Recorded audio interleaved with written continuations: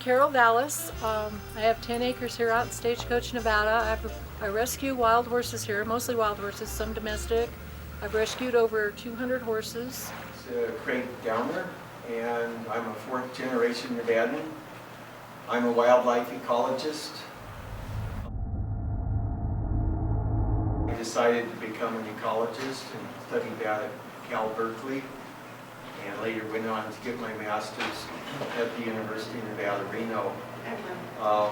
I knew Wild Horse Annie, and I helped her in her campaign to gain respect and implementation of the Wild and Free Roaming Horses and Burros Act. And right after I got my master's, I wrote a small book called Wild Horses Living Symbols of Freedom, which did pretty good. And in recent years, I've done another book. It took me 4 years to write, called Wild Horse Conspiracy, which is a more ambitious book. Some experiences as a wild horse advocate over the years. I used to work for the Animal Protection Institute too for a number of years, and I've worked with a lot of different groups. I've given talks. So I described my personal experiences and then a solution of how we should restore the herds, because they've been mostly eliminated from their legal areas or reduced to very sub-viable population levels. So I describe what's called reserve design that has to take place now, and I'm very anxious to get support to go ahead with that as a professional ecologist and describe throughout the West areas based on more in-depth research of where reserve design can work. And then I have a higher thoughts chapter at the end of the book too, which describes this great moral and spiritual challenge for mankind to learn to share freedom in the land with these magnificent animals who have done so much for mankind. In Story County, the first county to ever protect the wild horses in the United States.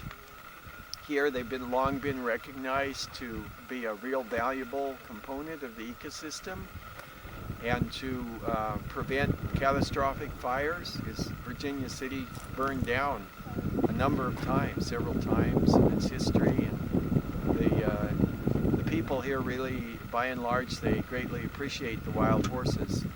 But recently, an extremely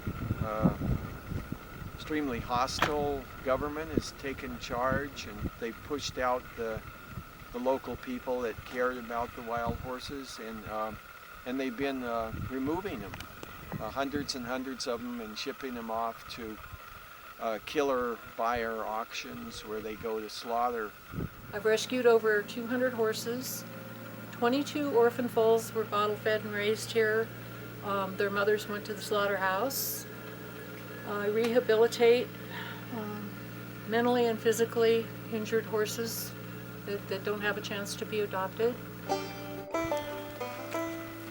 chased her off. You chased her off. This is Moon and Annie. They were in a BLM roundup in 2010 in the Pilot Valley up by the Utah border. They were 3 weeks old. Their mothers were chased and ran down by the helicopters and killed. These horses were put in a trailer with 40 other horses and trampled, taken to Fallon, Nevada, and sold by the pound for meat. A lady in Fallon bought them. She put them in with a bunch of untrained horses. They were trampled. They didn't get food. They were full of worms. I rescued them back at 6 months old. Little Moon here has chronic ulcer syndrome. It's ulcers, bleeding ulcers from the stress. She's going to have this her entire life. This is Ulcer Guard.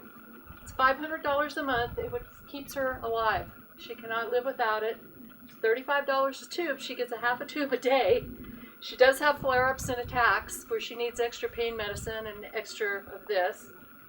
But as long as she has her medicine, this is her quality of life. She's 2 years old now. And watch how good she is at taking it. She's just gotten really good because she's used to it.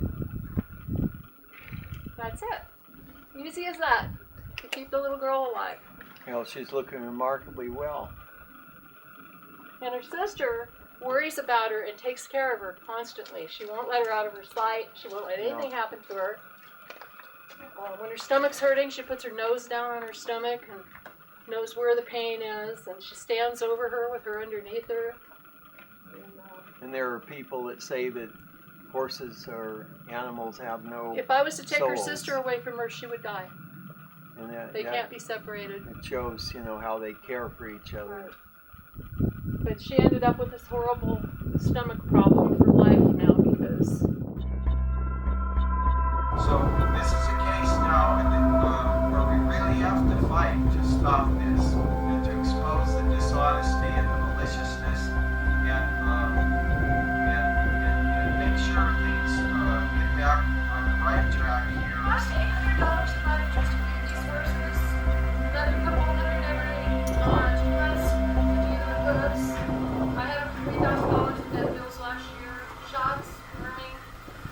I get a little bit of funding from the state now and then, sporadically. There's a lady who's been buying Moon's medicine in California who's going to be cutting me off this next month. Moon's medicine is $500 a month. She thought about it. And if anybody would like to help these animals, most of them are mentally or physically unable to be adopted, you can contact me at